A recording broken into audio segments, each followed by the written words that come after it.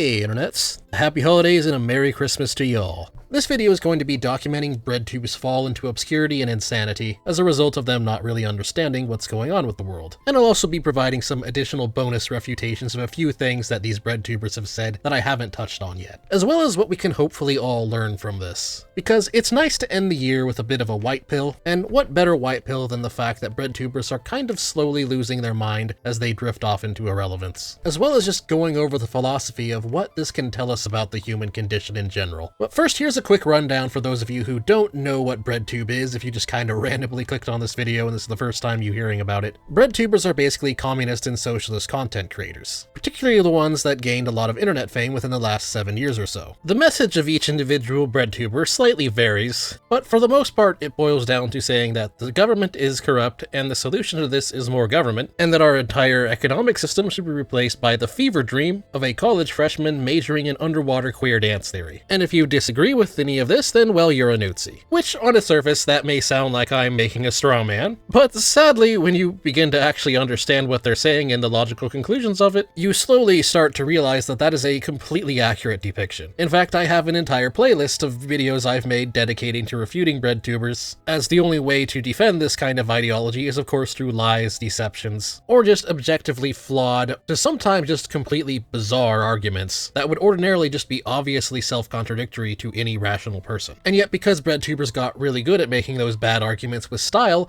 a lot of people fell for the nonsense anyways. And so in a way, this video is just going to be kind of a light-hearted review of the nonsense as well. But first of all, here's a last-minute thing you can buy for Christmas that will make the internet safer and more useful for you. This video's sponsor is private internet access. If you're one of those people on the internet still not using a VPN, this message is especially for you, because unfortunately there are a lot of bad actors out there, such as the surveillance state, copyright trolls, hackers, and various corporations who want to spy on what you are doing online so that they can either steal your identity, hack into your devices, and steal your data to sell it, or even use it against you in frivolous lawsuits. This is why you need a VPN these days, and private internet access keeps you safe by encrypting your data and masking your IP through their RAM-only no-log servers. I've been using this VPN for a while now, and it's never failed me. Their app just works. And it's available on all devices, yes, including even Linux. Plus, as a very nice bonus, they have servers all over the globe to choose from, which means you can use it to unlock geo-restricted content, such as online shopping deals, but especially extra TV shows and movies on streaming services like Netflix, Hulu, or Amazon Prime, etc. Streaming platforms limit what you can watch on them by your country, so by using private internet access to change your IP to a different country, you can fully unlock additional content for you to watch and enjoy. It's also a very affordable VPN. If you use my personal link in the description below, you can get it for 83% off at only $2.03 per month, and with 4 months free, with a risk-free 30-day money-back guarantee on top of it. Really, it's a good VPN. I've been using it a lot. Get it. Anyways, let's start this off with going over Sean. Sean is interesting because he's a Breadtuber that is capable of occasionally making somewhat decent fact-based content, or at least content that is somewhat interesting. He somewhat made a name for himself by defending feminism and refuting some rightoids, but the problem is he didn't really do it very well. I think I've said before, the main thing about feminism that just about nobody really got, the actual problem with it, is that freedom and liberty is compatible with what feminism claims to be, but not really compatible with what it actually is. And Sean's defense of feminism just, of course, completely ignores this and defends feminism from the standpoint of what it claims to be, even though that's not really what anybody who has actual genuine criticism of feminism has to say about it. And then, of course, his refutation of some rightoids on the 1776 report and the bell curve had some good points. The problem with them, as many people have pointed out by now, is that he just kind of went over the line. For every good point he made 3 to 4 disingenuous points. And as for what he's doing nowadays, it seems the main problem is that he has unfortunately fallen into J.K. Rowling derangement syndrome. You know, the writer of Harry Potter, and how she is now literally bad mustache man because she disagrees with far-left progressivism's basic stance on transgenderism, even though she agrees with them on pretty much everything else. Which is kind of sad, really, because it's honestly just not even worth refuting. Maybe it's because I'm a Hoppian libertarian and not really your bog standard conservative, but seriously, I just don't care. I find it really, really hard to care about this stuff. It just doesn't have the same intellectual relevance behind it as his previous videos did. But there is something interesting we can learn from Sean's more recent videos, which is that some Breadtubers have taken on this very interesting strategy of making their takes refutation-proof by simply making them absurdly long, Which, in his defense, Sean has made many absurdly long videos before, but the recent one right here just kind of takes it to another level, being 4 hours long. It's basically the video essayist version of the Gish Gallop. Make several hours of the kind of flawed but pedantically half-correct arguments. You know, the kind of arguments that take longer to refute than it takes to say them, thus making a fully comprehensive response to your video all but impossible. Or at least just unnecessarily time-consuming. But for the sake of it, here's an excerpt from one of his recent videos that I'd like to go over, where he tried and failed to refute the fact that there's a lot of wokeness present in the games industry these days. I have a lumbering suspicion that many of these characters ended up on here simply for not being white. I mean, Billy Lurk from Death of the Outsider just looks like a fashion model or something in that picture. There's an obvious point about appropriateness in character design to be made here. Xenia from Assassin's Creed looks like an imposing pirate captain because she is. This other character from Rage 2, who I suspect also made it into the collage just because she's shouting, looks like some sort of post-apocalyptic Mad Max-style bandit because she is. You know, these characters look like what they are. The now classic example of appropriateness in video game character design is this Twitter post from 2021 complaining about Sony's apparently masculine-looking female protagonists. Pick from the game on the left, fan made on the right. Hire fans lol, says the poster.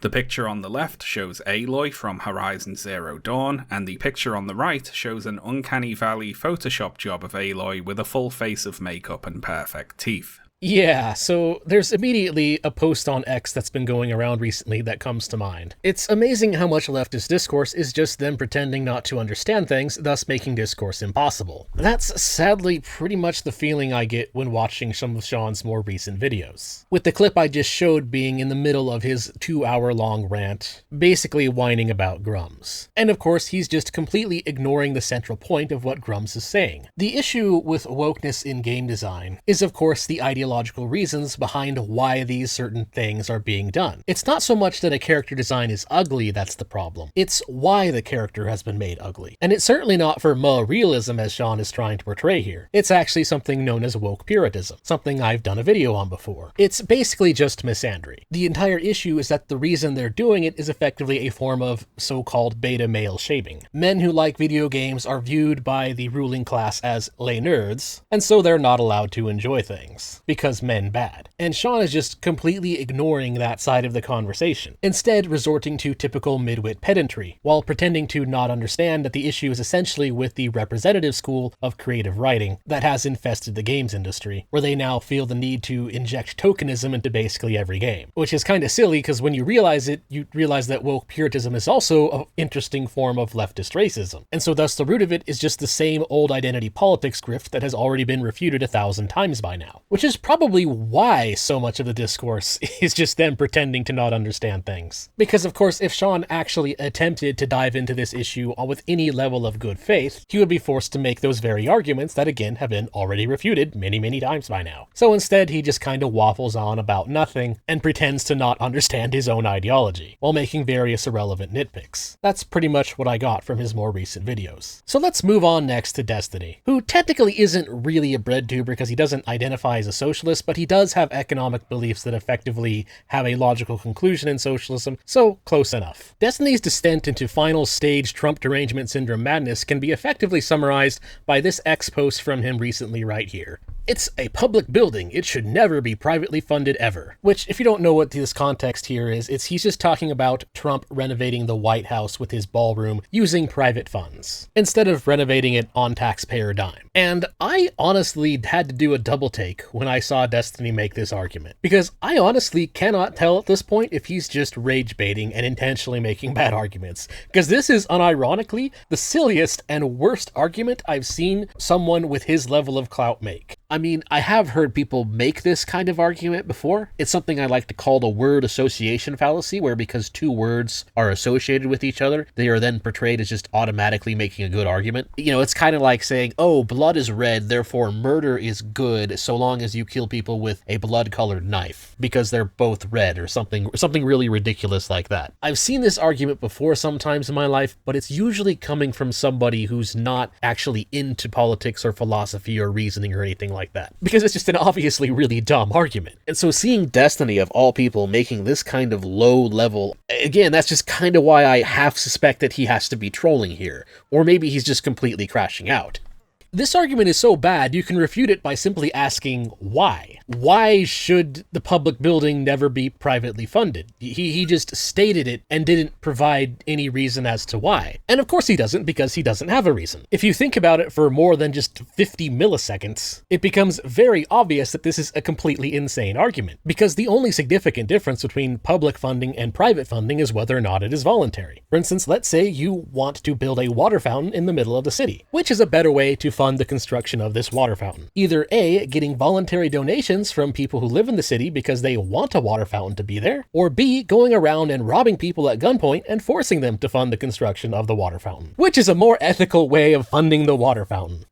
This is a real tough one. Gonna have to put 5 thinking caps on to figure out this one. Oh yeah, getting people to privately fund it is better, because it means people actually want it and are willing to spend their own resources on it voluntarily, as opposed to being forced to spend their resources on it. Public and private funding are both resources being spent. It's just how you get the resources. And so Destiny's argument here is just a complete standard non sequitur. It's not even a real argument, it's just him mindlessly flailing and trying to draw some loose association that because it's a public building, it should always be publicly funded, because, I don't know, cactus divided by cat butt or something. When in reality, Trump renovating the White House using private funds should actually draw emphasis on the problem with public funds. Why should presidents be allowed to renovate the White House using taxpayer dime? Simply because he's the president? That means he gets to waste millions of billions of dollars of our money? The whole thing just shows why it's bad. And considering how Destiny has occasionally made decent arguments in the past, I sadly suspect that this really is just rage bait. It's a lot easier to get engagement on social media by intentionally posting stupid midwit stuff instead of posting actual content that requires a brain to understand. That's just kind of a sad reality of how the algorithm works sometimes. And so this is probably just an example of him stooping to that level, unfortunately. So let's move on to Voosh next. Now, Voosh has actually pretty much just continued on making the same socialist and pro-communist rhetoric that he always has, still uploading pretty much daily. In fact, as I'm recording this, I noticed that he's currently live going over the new Epstein file drops, which is an interesting case where right libertarians such as myself actually kind of agree with the far leftists. Yes, everybody involved in the Epstein case, the ones that are actually guilty of being PDF files, absolutely deserve the slammer, and it is completely ridiculous and evil that the state is protecting them, as well as just a little bit telling.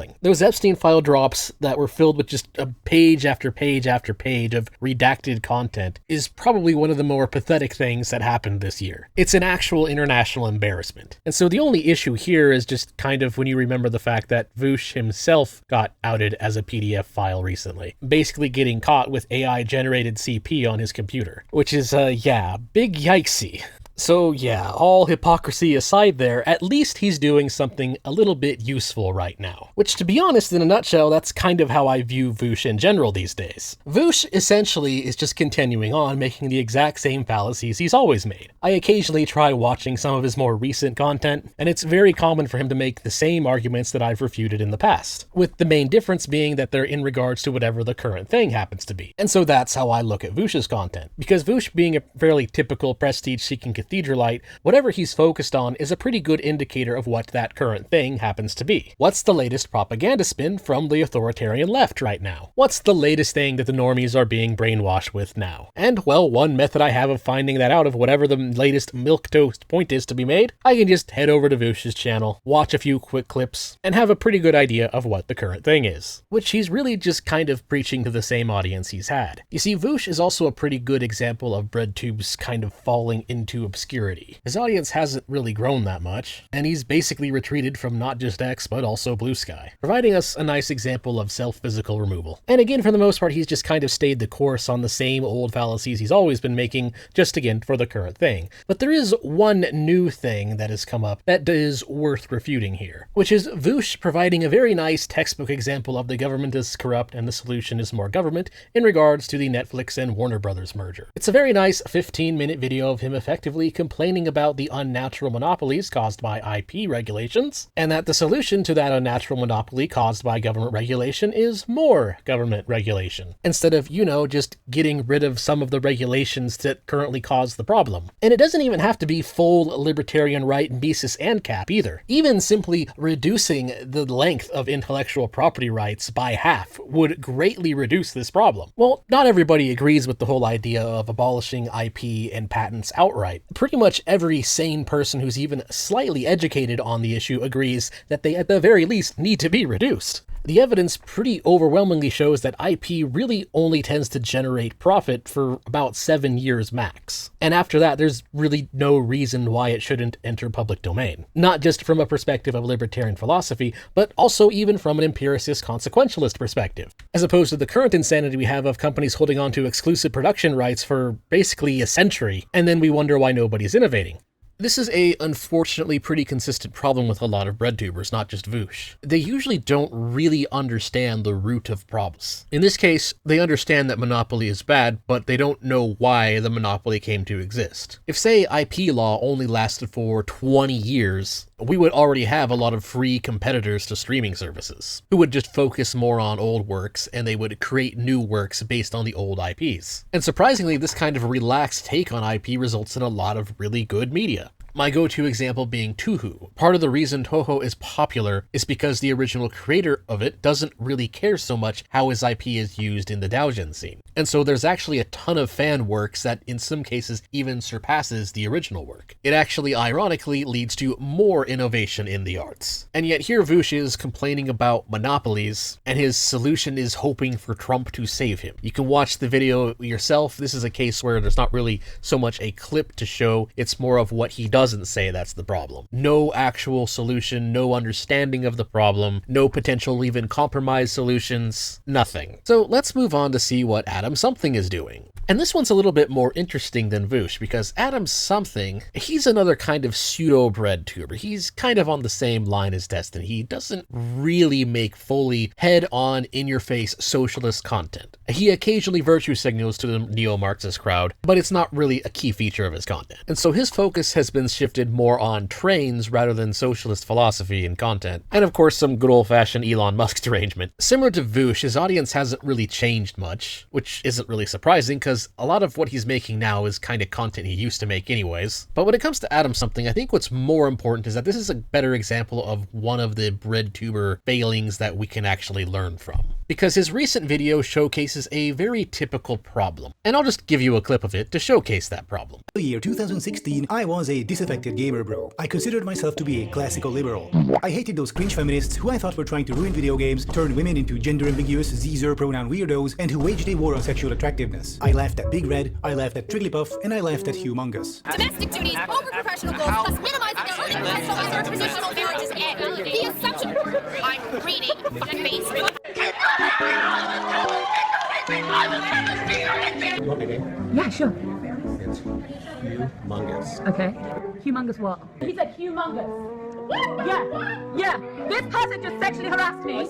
Yes, yeah, that's right. Fast forward to 2025, and most of those classical liberal types I used to listen to have become white nationalists. I, on the other hand, have chosen a different path and became dark woke. What does that entail? Well, I'm a progressive. I am pro-LGBT, I am pro-feminism, and I laugh at Big Red, I laugh at Trigglypuff, and I laugh at Humongous. Are you gonna do anything about how you sexually harassed me? Why? Because they are completely ridiculous. Adam, you're being problematic? Shut up. If you don't want people laughing at you, stop acting like a fool in front of cameras at highly publicized events, especially if there is a whole ecosystem of people. I've said this before in other content I've made, like my recent QA. Optics are stupid, but kind of important. And the reason optics are important is because some people aren't exactly very good at telling the difference. A very huge number of people will not evaluate an argument based on whether or not it is logically sound. They will instead evaluate an argument entirely on how it is presented, which is pretty much how Adam Something thinks. And the thing is, he's not alone. A lot of people think this way. This is a tenet of human psychology that people really need to understand when it comes to understanding philosophy and how it presents within the human condition, especially when it comes to teaching that philosophy to other people. Optics can and will cause people at or below the midwit line to completely change their ideology for totally superfluous reasons. With the whole dark woke stuff being, of course, an example of this.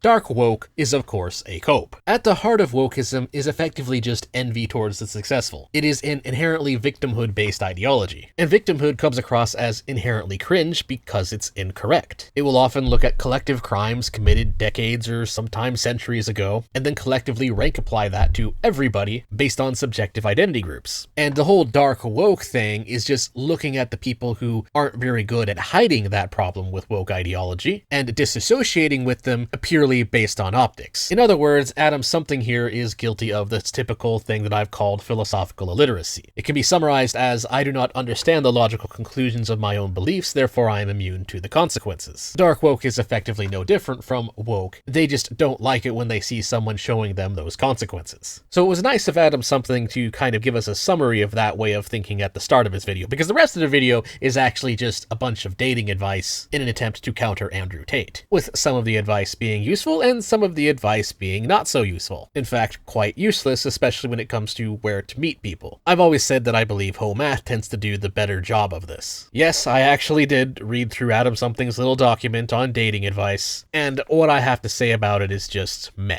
It's not bad enough to warrant any kind of refutation or anything. It just kind of emphasized the fact that a lot of the far left has a really hard time coming up with good dating advice, which funnily enough is the entire point of Adam Something's video, and yet he still committed the same fallacy that most progressives make when they try to give dating advice, which is that they just don't want to go against the god of equality. When it comes to dating, any solid, real, decent dating advice will always, at the very least, have you recognize that men and women, on average, have very major differences, especially when it comes to dating preferences. And so any attempt to give gender-neutral advice, it just doesn't really work very well. You can add gender-neutral advice on top of actual advice, but you really do have to recognize the fact that tabula rasa is not a thing, especially when it comes to sex and gender. Because the thing is, a lot of the advice that comes from Andrew Tate, well yeah, some of it is toxic, but a lot of it is correct. Men and women generally do value very different things. And so the best dating advice is to just work on your value, which Adam Something kind of just barely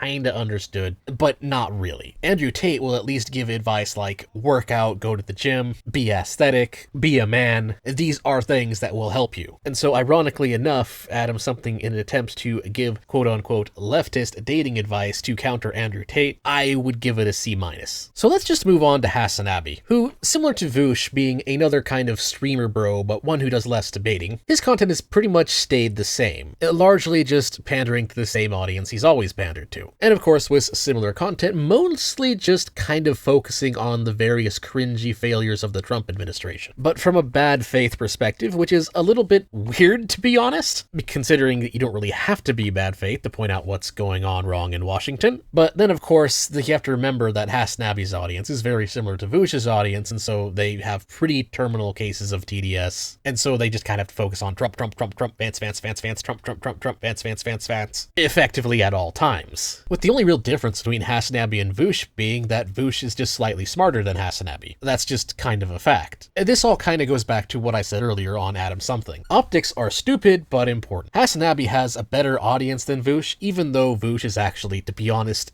better at making arguments than Hasanabi, because Hasanabi tends to have better optics, or at least kind of used to have better optics. You see, Hasanabi was the subject of a pretty recent crash out. He got caught up in a really weird drama storm about him allegedly shocking his dog in order to keep his dog in view of the camera while he's on stream. Of all of America's much more consequential violence, okay? It's the same reason as to why America, Kaya, please just fucking go, just stop.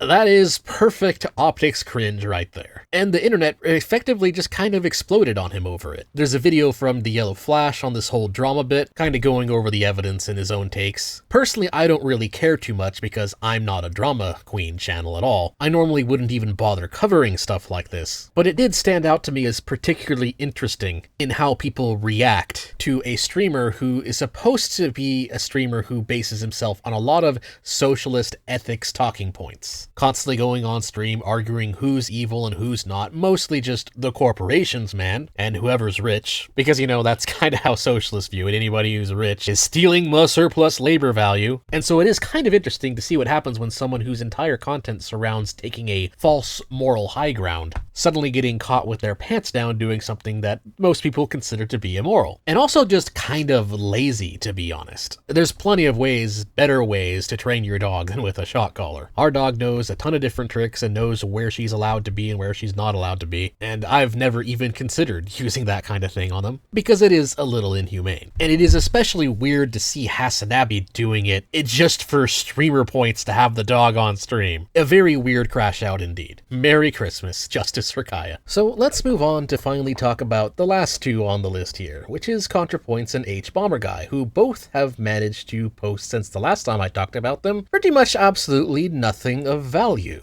H-Bomber-Guy hasn't posted anything in 2 years, with really just his very long-winded video on plagiarism being really the only content there, which kind of makes sense because it's very safe content. The reason I've never really made a dedicated video on H-Bomber-Guy, even though he's considered a relatively well-known, sort of stereotypical breadtuber, and I'm often considered the well-known breadtube refuter, the reason I don't really bother to make much of videos on H-Bomber-Guy, it's just kind of because he doesn't really have anything to say, really. I have yet to see him actually post anything of any kind of intellectual relevance, and out of all the breadtubers, he's actually the one that I understand the least. I don't see how these videos get views. Maybe it's just because I'm not interested in them, maybe it's a different target audience, I don't know, but it's a much ado about nothing. And then ContraPoints, on the other hand, has posted something within, well, last 9 months, and it's pretty much just a long-winded, refutation-proof long video following the same strategy that Sean is following about why the cathedral is always right. That's pretty much it. And of course also going down the same path as Sean in regards to J.K. Rowling derangement syndrome, which overall, to talk about Breadtube in general, it's a little bit disappointing. A little bit funny, but also kind of disappointing. Because Trump being in office again, you would think that they would have plenty of content on that, which some of them do. Again, Voosh and Hasanabi do. But I would like to expect more of that content to be at least somewhat good. And yet, strangely, effectively none of it is. Almost all of the content is just consistently trash. Even with Orange Man in the office, giving them plenty of free content to whine about. And I think the overall problem and the reason why that is